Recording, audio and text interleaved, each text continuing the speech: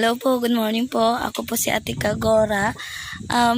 Pasensya na po kung matagal po kung hindi nakakapag-upload kasi hindi ko pa po maisip kung ano ba yung next topic or next video ko.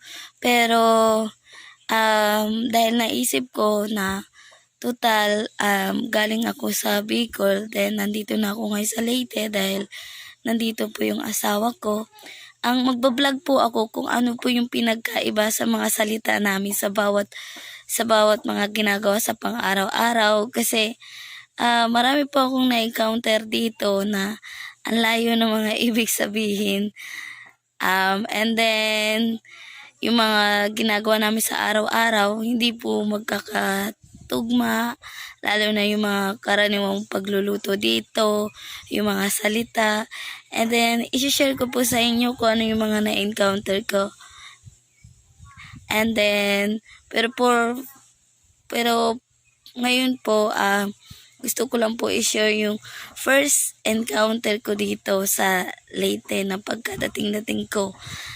Ang aking unang na-encounter na salita is saka. Ang saka, ang ibig sabihin po sa amin, ang saka is magsaka ka na. Magtatanim na tayo ng palay. Yun ang saka sa amin. Pero ibig sabihin po pala ng saka dito is umakyat ka. Kaya nung minsan na narinig ko po yun na saka ka, saka. Sabi ko, ano naman saka dito? Wala naman dito taniman ng palay. Yung pala umakyat. And then guys, dahil nga po ito na-experience ko, please comment naman po kayo kung ano yung first encounter nyo na dumating kayo dito sa Leyte.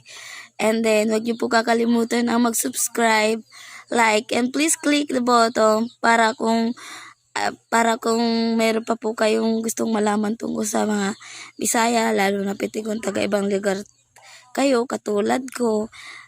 Para po sa akin, adjustment po talaga yung pag-aaral ng mga salita para magkaintindihan po kasi kailangan po yun kasi nandito na po tayo.